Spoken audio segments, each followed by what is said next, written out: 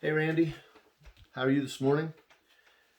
Hey, I want you to know that this is my third video in 4 days, and I don't usually put videos out this often. But Friday, I just had so much stuff coming at me throughout the whole day that I had to actually stop working on my food truck and come in and start jotting things down and making notes. And so I've broken it down into these three videos over the last 4 days. I meant to put this out yesterday, but I kind of got overwhelmed with life. Everything started early here at the house, and washing machines going, and all sorts of people coming in and out. It was just hard to do a video. So I'm going to put this last one out from what I was hearing from the Lord during my Bible time on Friday. And in the last video Saturday, I said that I kind of ended with, I believe that God is allowing evil to win, to pervade our culture, not just here in this country, but worldwide. Things seem to be happening, and He's doing that to show the church who is and who isn't with Him. I believe He's doing this because we need to begin recognizing what it means to be a follower of Jesus, and to be able to count the cost in that, because there is going to come a day when there will be a great falling away. And if we are the generation that sees Jesus if we're the generation that sees Jesus come back, we will also be the generation that sees this great falling away happen in the church. And I don't think it's that people are going to become evil. I think it's that they're just going to become so friendly with the world that they stop being followers of Jesus, even though they still may use the name. They may use the name Christian. They may say they go to church. They will quite possibly be the ones that will persecute people who are actively trying to follow Jesus and live according to God's word, because we won't be conforming to the ideas that make us friends with the world. So I believe that the world knows that change is coming. We see people like AOC, Alexandria Ocasio-Cortez, and the progressive left. A lot of the leaders on that side continue to push the climate change, the Green New Deal, and things like that. But it's odd that in the past they were always talking about 40 years away, 50 years away, and now they're being very specific. A couple of years ago they were saying in 12 years there are going to be events happen that we need to be preparing for today. Now we've got the initiative from the United Nations, the 2030 project, and they're talking about how in 9 years we've got to be ready for major global changes that are going to be caused by catastrophic events, and the world needs to be prepared for them. The military is preparing for natural disasters, as well as unusual wars, like wars that are fought by drone, or actually nuclear, tactical nuclear war. And so they are preparing for something in the military and like that, but they're also preparing for asteroid hits, earthquakes, other natural disasters. And I think they're going to use these kind of things to do things like take our guns, to limit our free speech, which is already being happened in a drastic way. The whole idea behind the Go Green thing, the Green New Deal, the Paris Climate Accords, all of those things are intended to change the world works and to bring everything under the particular control of a one world order. The globalist is what or who are specifically behind that. If you want to just put a generic term to it, people who believe that's going to be good to bring everything in the globe together. Their idea, I think, in a lot of what we're seeing culturally, and I know I've said this before, but it's to kill the patriarchy. The patriarchy is a biblical concept where men and women are equal, but they have different roles, and typically men are intended to lead in those roles. It doesn't always work that way. It doesn't make women less, but it does mean that there are specific roles for each gender, each of the two genders. Let me be very clear. And all of those things are being broken down. We see our government in specific, but around the world, governments are hardening their electrical systems against EMPs and solar flares.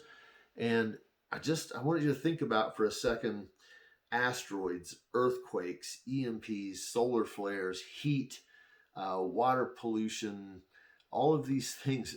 Read through Revelation, like the first 9 chapters, or even just read chapters 8 and 9. We're not even getting to the Antichrist showing up, or the wrath of God being poured out. But look at all the things that are happening as a one world government begins to take effect. And I think that the world is potentially wiser and more acutely aware of the signs of what they're doing and what the consequences will be from an all-powerful God as they do it, and they're preparing. UFOs are being talked about officially. The Navy is releasing videos. We started a Space Force. Donald Trump did that. And we are looking more and more to the skies. People like Elon Musk are talking about a need to escape the planet and to do it quickly before the earth is uninhabitable. And again, think Revelation. Think the book of Revelation. Specifically, think chapters 8 and 9. And just, I believe they are trying to figure out a man-made way of dealing with God-caused incidents.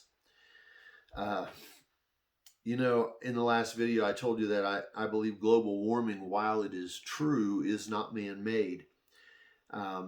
That Jesus, when he comes, is going to destroy the earth, and it's going to be done with fire. So there is definitely going to be global warming, but it's going to be God-caused. But what is the world doing about that? Well, the Bill Gates Foundation is working on a plan to put in the upper atmosphere chalk to reflect the sun's heat, to cool our planet fairly drastically so that we won't be susceptible to the type of global warming that they predict is coming in the next 9 or 10 years. He's doing a lot of things, actually. He's buying up farmland, pasture land. That foundation is behind a lot of the vaccination that's happening around the world, not pertaining to COVID, and it is not always having good effects. They seem to be as interested in population thinning as they are population preservation. And that's just an opinion. That's not anything that's based out of documentation or anything that they've written or put out that I have seen.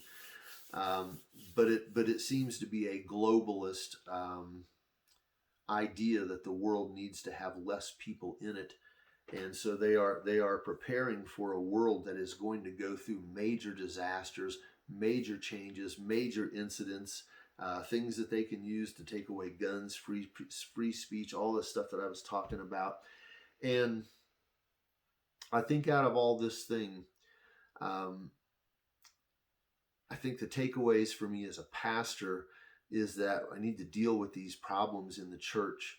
And I need to talk to other pastors as we go through that we need to not be distracted by this COVID pandemic. We need to stop being tolerant of things that God is not tolerant of. We can be loving and kind, but we still have to speak truth. And I think that as a pastor, I need to start teaching my congregation how to talk about all these social issues from a biblical standpoint. And I don't know that I've done a very good job of that. And I think churches in general have not done a very good job of that. From a non-pastor standpoint, man, I think you've got to be sure that we don't. I'm going to say just you, okay? I know this is just me and you talking, and there are a few other people watching, so it kind of messes with the way that I'm thinking sometimes, because I know Harry and a few other guys are watching this. But don't withdraw from the world. Don't even withdraw from the church. I know that it will sometimes hurt you. I know that there is damage that's been done. I know that you cannot often trust.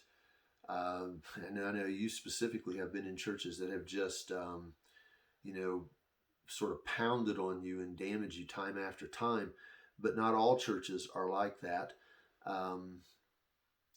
And I think that part of our role as believers right now is to recognize that there is a shaking and a divide that's happening in the church. and it is a God-caused shaking and divide. Yes, we're supposed to be one in Christ, but we also recognize wheat and tares.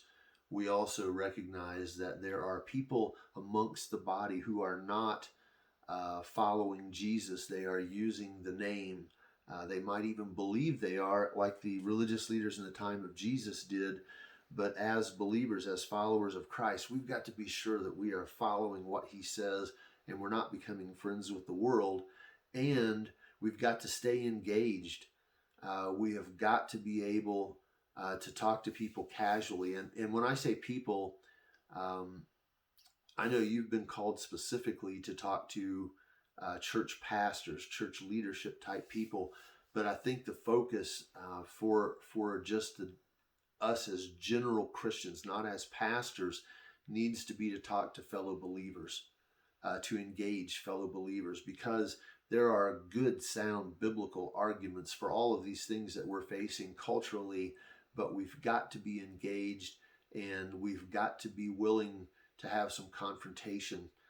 We've got to be gentle and loving as we do it, but we've got to be willing to be the smell of Christ to the world around us, and specifically now even to the church around us. So I'm going to leave it at that. Again, this is all from Friday. I've not been having daily doses of God showing me these things, and I don't know when I'm going to have another set of videos coming out. I'm not one of the guys that you'll see on TV all the time. You know this. You know that is having a vision or a dream or something every day, because it's how I depend on what I depend on for financial support or anything like that. So I will talk to you later, and I hope you're having a great day today. I hope today is better medically for you. I hope that mouth is doing okay. But anyway, we'll talk to you later, Randy. Bye.